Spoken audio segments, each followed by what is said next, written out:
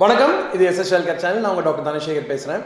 குழந்தைங்களோட புத்திசாலித்தனத்தை எப்படி அதிகரிக்கலாம் அப்படின்னு சமயமாக ஒரு வீடியோ போட்டப்போ நிறைய பேரண்ட்ஸோட பேராதரவு கிடைச்சிது.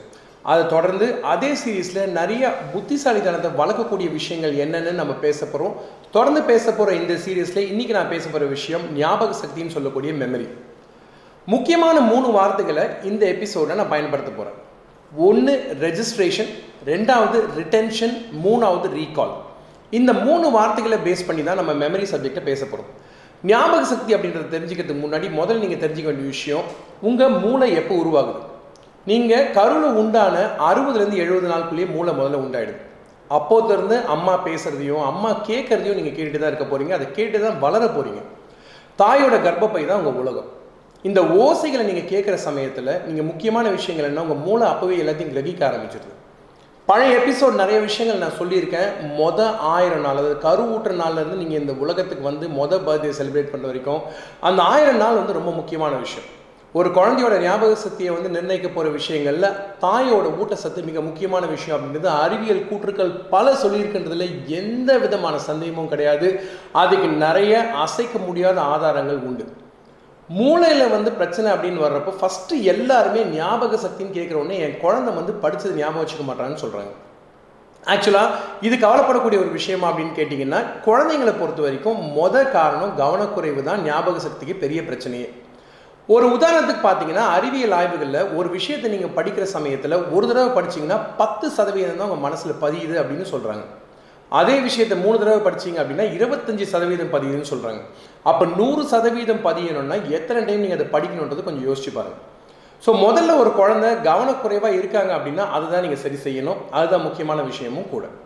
ஸோ குழந்தைங்களோட கவனக்குறைவை ஈர்க்கிற விஷயங்கள் எதுன்றதை பார்த்துட்டு அதெல்லாம் முதல்ல கட் பண்ணுங்கள். இது ஞாபக சக்தி இம்ப்ரூவ் பண்ணும். இது ஃபஸ்ட்டு விஷயம். 2வது விஷயம் என்னன்னு கேட்டிங்கன்னா, ஞாபக சக்தி சில சமயம் வந்து மூளை சம்மந்தப்பட்ட நோய்கள்னால வருமா அப்படின்னு நிறையா பேரண்ட்ஸ் கேட்காங்க. வரலாம். ஏன் அப்படின்னு கேட்டிங்கன்னா, சில சமயம் ஞாபக மறதி அப்படின்றது ஒரு மரபணு சம்மந்தப்பட்ட ஒரு ஜெனடிக் விஷயமாக கூட இருக்கலாம். தாத்தா பாட்டி அப்பா அம்மான்னு யாருக்கு இருந்தாலுமே குழந்தைங்களுக்கு இது வரலாம் அப்படின்னு கேட்குறப்ப உங்களுக்கு ஆச்சரியமாக இருக்குது அப்படின்னு நினச்சிங்கன்னா இதுதான் உண்மை. இது 2வது விஷயம். 3வது விஷயம் என்னன்னு கேட்டிங்கன்னா, குழந்தைங்களோட ஞாபக சக்தியை பொறுத்த வரைக்கும் இன்றைக்கி பார்த்தீங்கன்னா என்னுடைய பேஷண்ட்ஸாக இருக்கட்டும், நிறைய பேராக இருக்கட்டும், திருக்குறளாக இருக்கட்டும், அடியாக இருக்கட்டும், பாட்டாக இருக்கட்டும், எது சொன்னீங்கன்னா டக்குன்னு உடனே சொல்லிடுறாங்க. இது நல்ல விஷயமானு கேட்டிங்கன்னா, எந்த விஷயத்தையும் குழந்தைக்கு திணிக்காத வரைக்கும் இது பிரச்சனை கிடையாது. அதே குழந்தைக்கு நீங்கள் ஃபோர்ஸ் பண்ணி உட்கார வச்சு கற்றுக் கொடுத்தீங்க அப்படின்னா கட்டாயமாக அந்த காலப்போக்கில் மறந்துன்னு வாங்குறதுக்கு எந்த சந்தேகமும் இல்லை. எந்த விஷயத்தை குழந்தை செஞ்சாலும் விருப்பப்பட்டு செஞ்சால் மட்டும்தான் ஞாபக மறதி வராமல் இருக்கும் அப்படின்றது ஒரு முக்கியமான கூற்று. அதை மறந்துடாது. நான் முதல்ல சொன்ன ரெஜிஸ்ட்ரேஷன்ற விஷயம் உங்கள் மனசில் நீங்கள் பார்க்குற விஷயங்கள் பதியணும். அதுக்கப்புறம் அது உள்ளே போய் உட்கார்ந்த பிறகு தான் அது பேர் ரிட்டென்ஷன் சொல்லுவோம். லாஸ்ட்டு அதே குழந்தை திருப்பி சொல்கிறப்ப அது ரீகால்னு சொல்லுவோம்.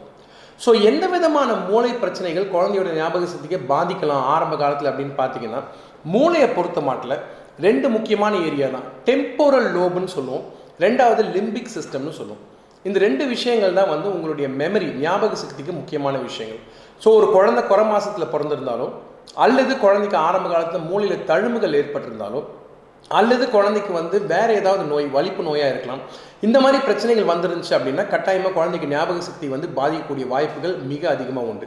இது மட்டுமல்லாமல் மரபணு சம்மந்தப்பட்ட பிரச்சனைகள் இருந்தாங்கன்னா கண்டிப்பாக குழந்தைங்களுக்கு ஞாபக மறதி வரலாம் அப்படின்றது இன்னொரு முக்கியமான விஷயம். இதையெல்லாம் மீறி உங்கள் குழந்தைக்கு வந்து படிக்கிற சமயத்தில் அடிக்கடி மறந்துடுது அப்படின்னா ரெப்படிஷன்னு சொல்லக்கூடிய இன்னொரு 6 முக்கியமான விஷயம். ஏன்னா மறுபடியும் ஒரு விஷயத்தை சொல்லிக் கொடுக்கறது மிக முக்கியம். அப்படி பண்ணால் மட்டும்தான் ஞாபக சக்தி வரும். 5வது முக்கியமான விஷயம் என்னன்னு பார்த்தீங்கன்னா, உலகம் பூரா உங்களுடைய புத்திசாலித்தனத்துக்கு சரி ஞாபகத்துக்கு சரி குறிக்கக்கூடிய முக்கியமான விஷயம் ஐக்யூ அப்படின்னு சொல்லக்கூடிய இன்டெலிஜென்ட் கோஷன். உலகத்திலே யாருக்கு ஐக்யூ அதிகமாக இருக்கும்னு நீங்கள் நினைக்கிறீங்களா? உலகத்தில் அதிகமான ஐக்யூ ஸ்கோர் பண்ண 2 பேரை பற்றி சொல்கிறேன். ஃபஸ்ட்டு தாமஸ் ஆல்வா எடிசன், 2வது ஸ்டீஃபன் ஹாக்கிங். இவங்க 2 பேரும் ஐக்யூ 160 இருந்துச்சு. இன்றைக்கி உலகம் பூரா பார்த்தீங்க அப்படின்னா காக்கேஷியன்ஸ் சொல்லக்கூடிய யூரோப்பியன்ஸாக இருக்கட்டும், அமெரிக்கன்ஸாக இருக்கட்டும், அவங்க வந்து புத்திசாலி லிஸ்ட்டில் முதல்ல வரல. முதல் லிஸ்ட்டில் வரவங்க எல்லாருமே பார்த்தீங்கன்னா ஃபார் ஈஸ்ட்னு சொல்லக்கூடிய வியட்நாம், ஹாங்காங், சைனா, இந்த மாதிரி ஜப்பான், இந்த கண்ட்ரீஸில் இருக்கவங்க தான் அதிகமான ஐக்யூ வருது. இவங்களோட ஐக்யூ 110. 2வது வர்றது யூரோப்பியன்ஸ், அவங்களோட ஐக்யூ 105. 3வது வர்ற ஐக்யூ யாருக்குன்னு பார்த்தீங்கன்னா ஆஃப்ரிக்கன்ஸ், அவங்களுக்கு 85. எங்கடா டாக்டர் இந்தியாக்காரங்களை பற்றி சொல்லாமல் இருக்காருன்னு பார்த்தீங்கன்னா இந்தியன்ஸ் 4வது இடத்துல தான் இருக்கும். நம்மளோட ஐக்யூ ஆவரேஜாக பார்த்தீங்கன்னா 80லேருந்து 85. ஆனால் இது பரிமாண வளர்ச்சியில் அதிகமாகிட்டே இருக்கின்றது எந்த சந்தேகமும் கிடையாது. புத்திசாலித்தனத்தை குறிக்கக்கூடிய இந்த ஐக்கியூ விஷயம் குழந்தைங்களை பொறுத்த வரைக்கும் சில விஷயங்கள், சில ஸ்கேல்ஸ், சில டெஸ்ட்டை வச்சு தான் நம்ம கண்டுபிடிக்க முடியுமே தவிர எடுத்தாப்புல என் குழந்தையோட ஐக்கியூ ரொம்ப அதிகம்னு நம்ம சொல்ல முடியாது, சொல்லவும் கூடாது. இந்த மாதிரி ஞாபக மறதி மற்றும் ஞாபக சக்தி விஷயங்களை பற்றி நம்ம பேசிக்கிட்டே போகலாம். ஸோ உங்கள் குழந்தையோட ஞாபக சக்தி எப்படி அதிகரிக்கலாம் அப்படின்னு நீங்கள் கேட்டிங்கன்னா அதுக்கு ஃபஸ்ட்டு சிம்பிளான விஷயம். மூளையோட ரைட் அண்ட் லெஃப்ட் 2 பக்கமும் இருக்கும்.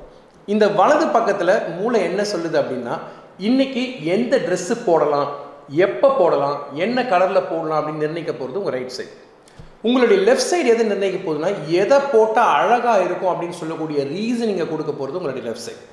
ஸோ இந்த ரைட்டுக்கும் லெஃப்ட்டுக்கும் நீங்கள் சமமாக வேலை கொடுத்தீங்கன்னா மட்டும்தான் உங்கள் குழந்தைக்கு ஞாபக மருதி வராமல் இருக்கலாம். ஸோ குழந்தைங்களோட ஞாபக மருதியை குறைக்கக்கூடிய விஷயங்களில் முக்கியமான விஷயம் நீங்கள் பண்ண வேண்டியது மெடிடேஷன் சொல்லக்கூடிய தியானம். ஒரே இடத்துல குழந்தைய உட்கார வைக்கிறது ரொம்ப சிரமமான வேலை தான், ஆனால் முயற்சி பண்ணி பார்த்தீங்கன்னா நடக்கலாம். 2வது விஷயம் என்னென்னு பார்த்தீங்கன்னா, இப்போது நம்ம பழைய காலத்தில் பார்த்தீங்கன்னா நிறைய கிராஸ்வேர்ட்ஸ், சொடோகோ மற்றும் ஸ்கிராபிள் இந்த மாதிரி கேம்ஸ் எல்லாம் இப்போ குழந்தைங்க விளையாடுறது கிடையாது. ஏன்னா சுற்றி இருக்கக்கூடிய விஷயங்கள் நிறைய ப்ரெஷர் அதிகமாக இருக்கிறதுனால குழந்தைங்க நிறைய கேட்ஜெட்ஸ்க்கு அடிமை ஆனதுனால இந்த விளையாட்டுகளை குழந்தைங்க பண்ணாததுனால ஞாபக சக்தி மிகவும் குறைஞ்சிட்டு வருது. 3வது விஷயம் வாய்ப்பாடு. 4வது விஷயம் ரெப்படிஷன். ஒரே விஷயத்தை நீங்கள் சொல்லிக் கொடுக்குறப்ப குழந்தைங்களுக்கு ஆக்டிவிட்டீஸோடு சொல்லி கொடுத்தீங்கன்னா அழகாக ஞாபகம் வச்சுக்கோங்க. ஒரு எக்ஸாம்பிளுக்கு பார்ப்போமே. ஒரு விஷயத்தை நீங்கள் ஞாபகத்துக்கு கொண்டு வரணும் அப்படின்னா சுருக்கமாக நாங்கள் டாக்டர்ஸ்லாம் நிமோனிக்ஸ்ன்னு சொல்லுவோம். நிமோனிக்ஸ் அப்படின்றது என்னன்னு கேட்டிங்கன்னா ஒரு விஷயத்தோட சுருக்கம். ஸோ அந்த விஷயத்தை சுருக்கி ஞாபகம் வச்சுக்கிட்டிங்கன்னா ஞாபகம் வச்சுக்கலாம். 2வது விஷயம் எப்படி ஞாபக சக்தி அதிகரிக்கலான்னு பார்த்தீங்கன்னா சிச்சுவேஷனல் மெமரி. ஒரு உதாரணத்துக்கு உங்கள் குழந்தைகிட்ட நம்ம ஒரு இடத்துக்கு போனோமே அப்படின்னு சொல்கிறத விட ஒரு இடத்துல ஒரு சிவப்பு கட்டிடம் இருந்துச்சு, அந்த இடத்த நம்ம பார்த்தோமே ஒன்று ஞாபகம் இருக்கான்னு கேட்டிங்கன்னா குழந்தை அது உடனே ஞாபக சக்திக்கு வந்துடும். இது பேர் சிச்சுவேஷனல் மெமரின்னு சொல்லுவாங்க. ஞாபக மறதி விஷயத்தை பற்றி பேசணும் அப்படின்னா, ஞாபக சக்தி விஷயத்தை பற்றி பேசணும்னா எக்கச்சக்கமாக பேசிக்கிட்டே இருக்கலாம். ஞாபக சக்தியை அதிகமாக்கக்கூடிய விஷயங்கள் வேறு என்னென்ன இருக்குது, வேறு எந்த விதமான உணவுகள் சாப்பிட்டா ஞாபக சக்தி அதிகம்ன்றதை மெமரி எபிசோட் 2ல் நான் தொடர்ந்து சொல்ல போகிறேன். கீப் வாட்சிங், சப்ஸ்கிரைப் பண்ணுங்கள், கமெண்ட்ஸ் எழுதுங்க. இது SS Child Care signing off, doctor Dhanasekar. மறுபடியும் இன்னொரு நாள் இன்னொரு எபிசோடில் கட்டாயம் சந்திப்போம். அதுவரை நன்றி, வணக்கம்.